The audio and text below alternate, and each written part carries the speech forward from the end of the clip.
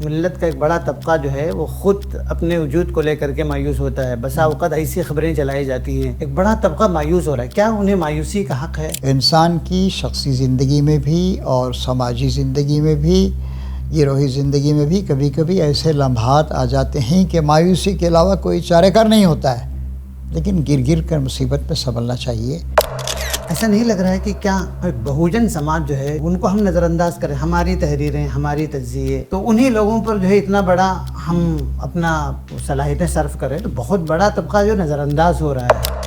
Social media کے ذریعے سے جو ہماری ایک بڑی ضرورت پوری ہو رہی ہے الٹرنیٹ میڈیا کے طور پر, وہیں ایک بہت بڑی خرابی ہے کہ اسی میڈیا کے ذریعے سے ہمارے ملی قیادت کو جو ہے وہ ڈیمیج کیا جا رہا ہے. کن حالات کے اندر جیسے مسلم پرسنل لا بورڈ ہے, جمعیت علماء ہے, جماعت اسلامی ہند ہے, ان تنظیموں کے جو ہے کام کاج پر اور اس طریقے کے ان کے پبلک ریچ میں کتنا اثر ہوا ہے؟ تو مولانا اس وقت جو دستور پر جو خطرات ہیں اس کو آپ کس نظر سے دیکھیں؟ دستور کو بت بنا کر اس کو خراج تحسین پیش کرنے سے کچھ نہیں ہوگا. عدلیہ کے کردار پر جی لوگ جو اس وقت ظالمانہ نظام نافذ ہے وہ تو چاہتا ہے کہ سب کے سب ہمارے تلوے چاٹنے والے غلام بن جائیں. ناظرین آداب, السلام علیکم ورحمۃ اللہ وبرکاتہ. ہمارے لیے خوشی کی بات ہے کہ اس وقت فکر و خبر کے دفتر میں ملک کی ایک معروف شخصیت جناب اعجاز احمد اسلم صاحب موجود ہیں. آپ ایک ممتاز اسلامی مفکر, صحافی اور ملی رہنما کی حیثیت سے ملک بھر میں جانے جاتے ہیں. دہلی سے شائع ہونے والے ریڈینس ویوز ویکلی کے آپ برسوں سے ادارت کے فرائض انجام دے رہے ہیں. جماعت اسلامی ہند کی مرکزی مجلس شورا کے رکن ہیں. اس سے پہلے آپ تامل ناڈو میں جماعت اسلامی کے حلقے کی عمارت کی ذمہ داری بھی انجام دی ہے. صحافت کے ذریعے سے جناب اعجاز احمد اسلم صاحب نے عدل و انصاف اور مساوات کی بات کی ہے. سچائی کے لیے آپ نے آواز اٹھائی ہے. اس ملک کے اندر جو مسائل ہیں, جن مسائل کو ایک خاص طبقے کے خلاف اٹھایا گیا ہے, اس کو بہتر انداز میں آپ نے ڈیل کیا ہے. اس کے علاوہ مختلف سماجی, سیاسی اور عالمی مسائل پر بھی آپ نے بہت ہی بہترین تجزیاتی مضامین کے ذریعے سے ملک کے ایک بڑے طبقے کی رائے سازی کی ہے, رائے کو ہموار بنانے کی کوشش کی ہے. ہماری خوش نصیبی ہے کہ وہ فکر و خبر کے دفتر میں اس وقت موجود ہیں. جناب اعجاز احمد اسلم صاحب, سب سے پہلے میں آپ کا استقبال کرتا ہوں فکر و خبر کے دفتر میں. شکریہ, جزاک اللہ. چونکہ آپ ایک طویل عرصے سے میڈیا کے میدان میں ہیں, سماجی میدان میں آپ کام کر رہے ہیں. ملک کی ایک معروف تنظیم جماعت اسلامی ہند سے بھی آپ کی وابستگی ہے. میں جاننا چاہتا ہوں کہ اس وقت جو حالات ہیں ملک کے اندر, بطور خاص میں اگر بات کروں تو ایک بڑی اقلیت کی, تو ان کے تعلق سے جو حالات پیدا کیے گئے ہیں, جی, اس میں آپ کو کیا لگتا ہے کہ میڈیا کا کتنا بڑا رول ہے؟ واقعی ہندوستان کے حالات اس وقت بہت دگرگوں ہیں, تشویشناک ہیں. اس سلسلے میں یہ بات پیش نظر رہنی چاہیے کہ بھئی اتنا بڑا ملک, 145 کروڑ آبادی, چین سے بھی زیادہ ہماری آبادی ہو گئی. یہاں 3-4 ہزار اتنی سٹیز ہیں, جہاں 25-50 بڑی زبانیں ہیں, کئی سو بولیاں ہیں, مختلف کلچر ہیں. اس کے لیے یہ بات بہت ضروری ہے کہ یہاں کی حکومت ذمہ دار ہو, یہاں کا ہر شہری اپنی ذمہ داری کا احساس کرتا رہے. اور میڈیا کی بہت زیادہ اہمیت ہے. میڈیا نے تو ہاتھ پیر بہت زیادہ پھیلائے ہیں. جی, پہلے صرف پرنٹ میڈیا تھا, یہ کتابیں تھیں. اب اس کے بعد الیکٹرانک میڈیا آ گیا. اب اس وقت انہیں خبر ظہور پذیر ہونے سے پہلے ہی سفر کرنے لگتی ہے, خبر کا سفر فوراً شروع ہو جاتا ہے.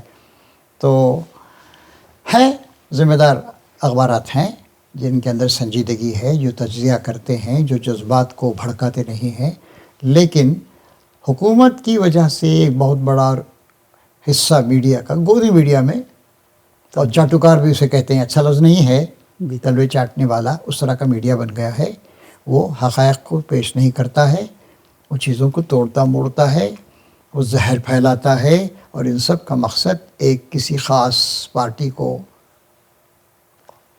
فائدہ پہنچانا ہے. تو افسوسناک صورتحال. تو یہ صورتحال ظاہر سی بات ہے افسوسناک تو ہے ہی، مایوس کن بھی ہے. تو ان حالات میں جو ملت کا ایک بڑا طبقہ جو ہے وہ خود اپنے وجود کو لے کر کے مایوس ہوتا ہے. بسا اوقات ایسی خبریں چلائی جاتی ہیں، ایسے پروگرامز کیے جاتے ہیں کہ ایک بڑا طبقہ مایوس ہو رہا ہے. کیا انہیں مایوسی کا حق ہے یا اس کے خلاف محاذ تیار کرنا چاہیے کوئی، مطلب الٹرنیٹ میڈیا کے ذریعے سے، یا کسی مؤثر آواز کیسے مؤثر ہوگی؟ لا تقنطوا من رحمت اللہ. ایک خدا پر، پروردگار پر ایمان رکھنے والوں کو کبھی مایوس نہیں ہونا چاہیے. واقعی انسان کی شخصی زندگی میں بھی اور سماجی زندگی میں بھی، گروہی زندگی میں بھی کبھی کبھی ایسے لمحات آ جاتے ہیں کہ مایوسی کے علاوہ کوئی چارہ کار نہیں ہوتا ہے. لیکن گر گر کر مصیبت میں سنبھلنا چاہیے. اور جو اچھے پہلو ہیں، کیونکہ انسان کی فطرت بنیادی طور پر فطرت صالحہ ہے. لقد خلقنا الانسان فی احسن تقویم، ہے نا. اور خدا پر بھروسہ، اور اس فطرت، جس فطرت صالحہ پر اللہ نے پیدا کیا ہے، اس پہ بھروسہ کر کے اس کو اپیل کرتے ہوئے ہمیں مایوس نہیں ہونا چاہیے.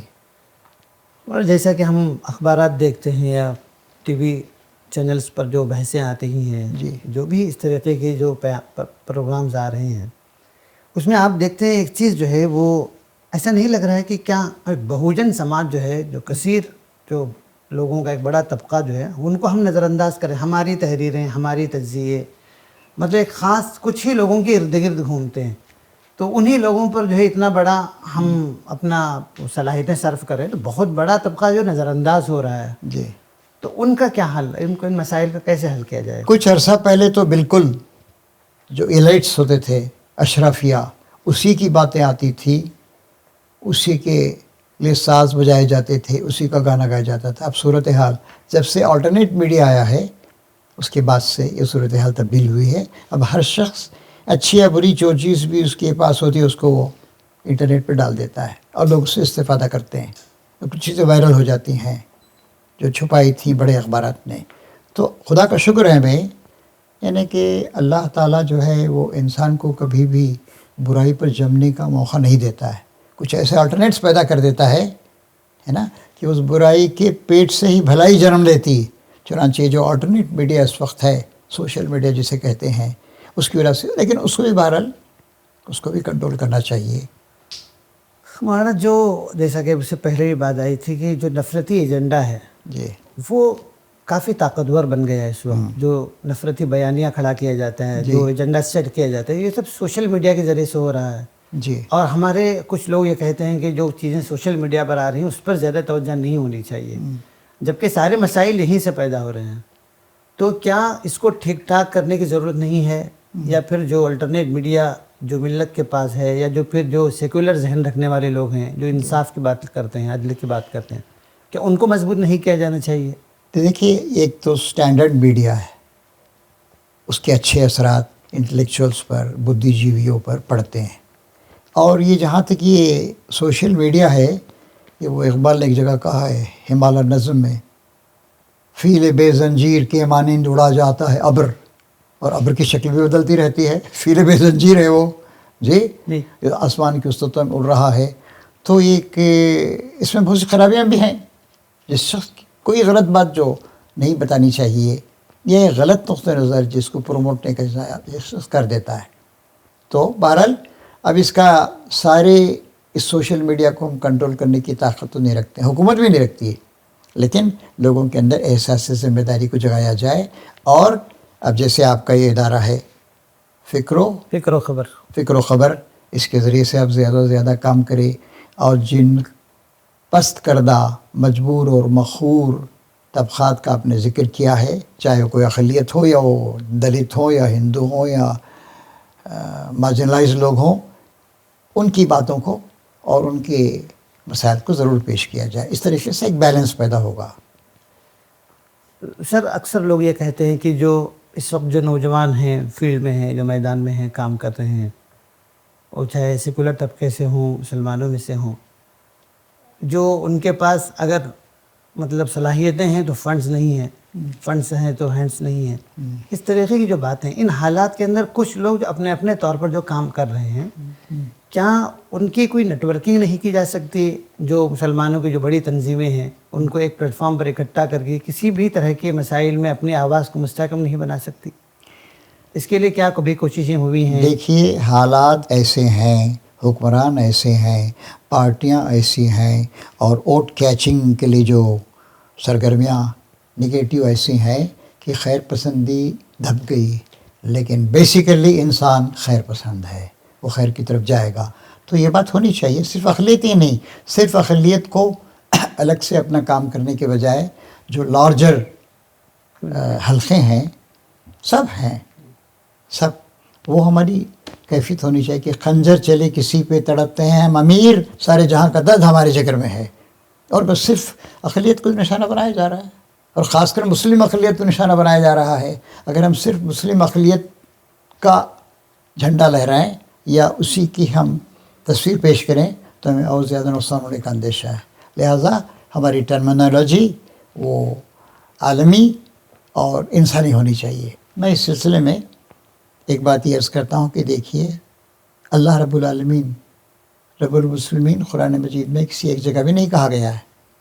حضور صلی اللہ علیہ وسلم اشرف الانبیاء خیر البشر، وہ رحمت للعالمین. اور قرآن مجید ہماری کتاب نہیں ہے، خدا کی کتاب، آسمانی صحیفہ ہے، اور یہ خدا للعالمین بن کر آئی. تو لہٰذا سب کو ساتھ لے کے چلیں گے انشاءاللہ. مولانا اس وقت ایک بہت بڑا مسئلہ جو ہے جس پر بہت حلقوں میں مختلف انداز میں گفتگو ہوتی ہے، وہ یہ ہے کہ جیسے آپ نے کہا سوشل میڈیا کو جو ہے اس کو کنٹرول کرنا چاہیے، لیکن اسی سوشل میڈیا کے ذریعے سے جو ہماری ایک بڑی ضرورت پوری ہو رہی ہے الٹرنیٹ میڈیا کے طور پر یا متبادل میڈیا کے طور پر، جی وہیں ایک بہت بڑی خرابی ہے کہ اسی میڈیا کے ذریعے سے جو ہے ہمارے ملی قیادت کو جو ہے وہ ڈیمیج کیا جا رہا ہے کچھ حلقوں کی طرف سے. لیکن اس کا بھی برا اثر پڑا. لوگ یہ کہتے ہیں کہ اس کو نظر انداز کرنا چاہیے، لیکن جیسے میں نے کہا کہ نفرتی بیانیاں اٹھانے والے جو لوگ ہیں وہ بھی کہیں نہ کہیں کامیاب ہیں، اور اس طریقے سے ملی قیادت پر کچھ لوگ جو انگلی اٹھاتے ہیں وہ بھی کہیں نہ کہیں جو ہے اپنی بات پہنچانے میں کامیاب ہوتے ہیں. تو ان حالات کے اندر جیسے مسلم پرسنل لا بورڈ ہے، جمعیت علماء ہے، جماعت اسلامی ہند ہے، ان تنظیموں کے جو ہے کام کاج پر اور اس طریقے کے ان کے پبلک ریچ میں کتنا اثر ہوا ہے؟ کیا آپ کو محسوس؟ اگرچہ کہ حالات بہت تشویشناک ہیں، لیکن اس کا علاج ایک تو مایوس ہونا نہیں ہے، دوسری یہ ہے کہ بہرحال انسان کی خیر پسندی کو بار بار ہمیں دعوت دینی چاہیے، اس کو ابھارنے کی کوشش کرنی چاہیے. جی کیونکہ یہ فیل بے زنجیر کی طرح اس طریقے سے یہ فیل ہائے بے زنجیر کا ایک قافلہ سخت جاں ہے جو دندناتا پھر رہا ہے، پائے کوب ہے پورے کے پورے ہندوستان میں.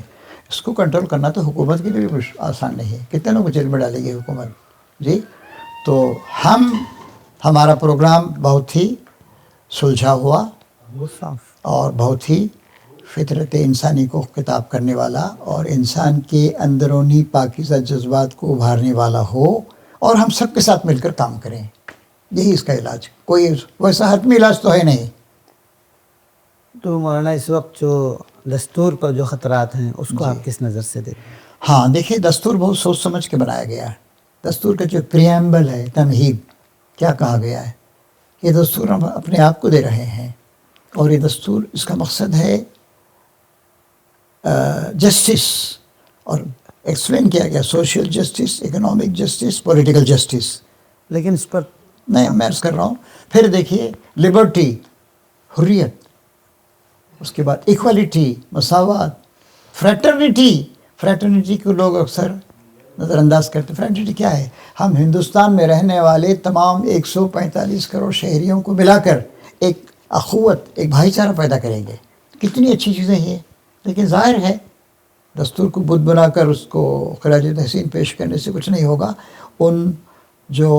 جن چیزوں کا وہاں دعویٰ کیا گیا ہے، جنہیں آئیڈیل کے طور پر پیش کیا گیا ہے، اس کو عمل میں لایا جائے، اور اس کے لیے ہماری جتنی طاقت ہے ہم کریں گے، اور باقی اللہ پہ بھروسہ کریں گے. اور یقین رکھنا چاہیے کہ اللہ تعالیٰ پروردگار خیر ہے، وہ پروردگار شر نہیں ہے. جی اور وہ ہماری ضرور مدد کرے گا. تو مطلب دستور پر خطرات ہیں آپ کو ایسا لگ رہا ہے؟ ہاں دستور پہ جو خطرات ہیں اس طرح کے. تو دستور جیسا کچھ ہے اس میں قطر بیعت کرنے یا اس کے ساتھ چھیڑ چھاڑ کرنے کی اجازت نہیں دے. اس کی شدت سے مخالفت، ورنہ کہیں سے کہیں چلا جائے گا ہمارا ملک، فسطائیت کی طرف چلا جائے گا. ویسے دیکھیے خطرہ یہ بھی ہے اور دستور کے جو خالق اعظم تھے یا جنہوں نے تصور پیش کیا تھا اور اس کی تشکیل کی تھی، بابا صاحب امبیڈکر، انہوں نے کہا تھا کہ دستور بہرحال الفاظ ہے، آپ کے پاس اگر وہ روح اور اسپرٹ نہیں ہے اس کے پیچھے تو پھر دستور کے الفاظ بھی آپ کے کام نہیں آ سکتے ہیں۔ تو دستور کی پورے طور سے اسے دانتوں سے پکڑے رہنا ہے، اس کو ڈیفینڈ کرنا ہے اور اس میں تبدیلی کی اجازت نہیں دینی۔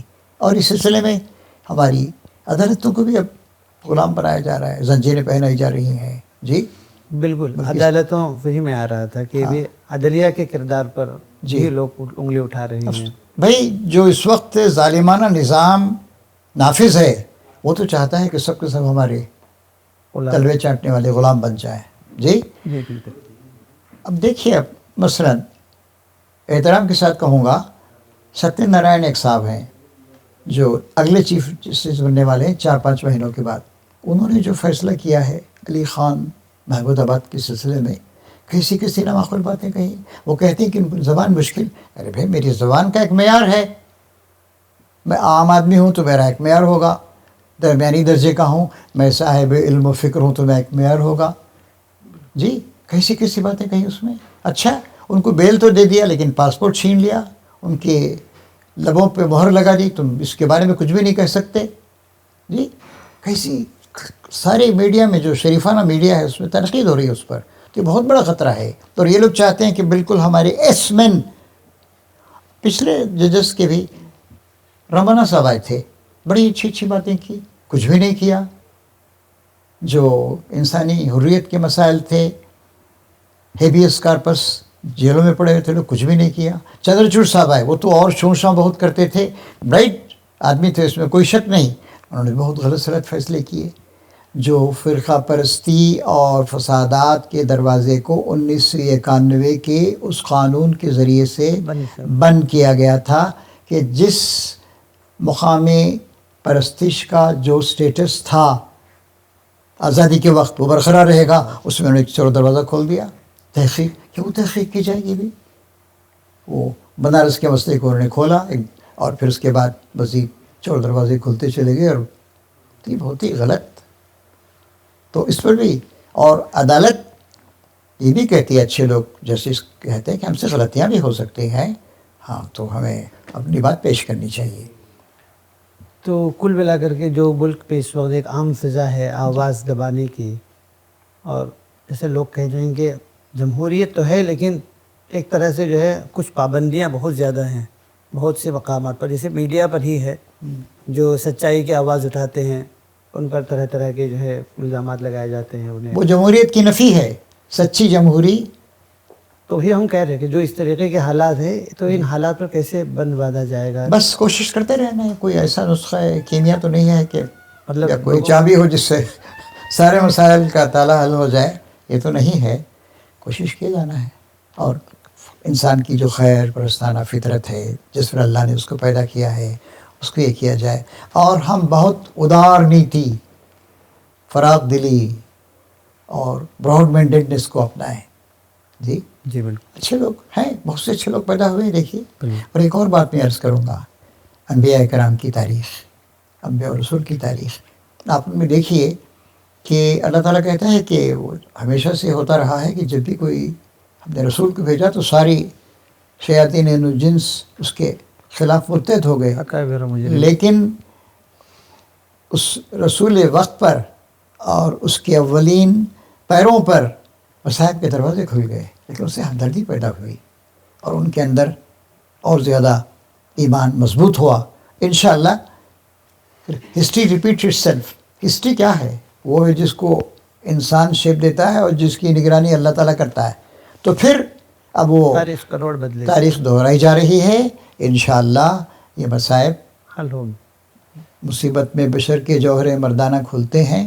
مبارک بزدلوں کو گردش قسمت سے ڈر جانا، اور انسانی فطرت وہ بہرحال کامیاب ہوگی، اس لیے کہ یہ فطرت اللہ التی فطر الناس علیہا ہے، اس لیے کوشش کیے جانا ہے اللہ پہ بھروسہ۔ مولانا دیکھیے، جیسا کہ آپ کو معلوم ہے بہت ہی کم وسائل کے ساتھ ہم لوگ کوشش کرتے ہیں کہ پازیٹیو چیزیں عام ہوں فکر و خبر کے ذریعے سے، تو ہمارے اس پلیٹ فارم کے ذریعے سے ملت کو آپ کیا پیغام دینا چاہیں گے؟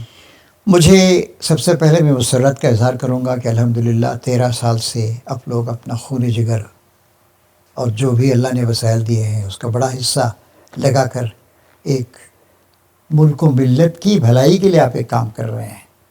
اللہ تعالیٰ کی مدد ضرور اس کے پیچھے حاصل ہوگی، اور 13 سال تک اس کو چلاتے ہوئے چلے جانا ہے بھی بہت بڑی بات.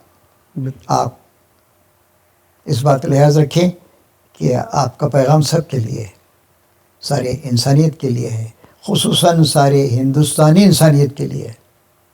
نیرو نیشنلزم کے لیے نہیں ہے، فرقہ پرستی کے لیے نہیں ہے.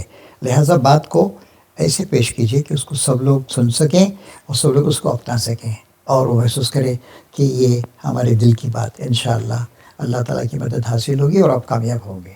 اور اس طرح کے آپ نے نیٹ ورکنگ کی بات کی، جو بھی اس طرح کے اچھے یہ ہیں ان سے بھی ربط رکھیے. آپ کی چیزیں کچھ اور لوگوں کے ذریعے بھی نشر ہو جائیں اور یا انہیں معلوم ہو، اور آپ سے وہ ایک رہنمائی حاصل کریں. جی.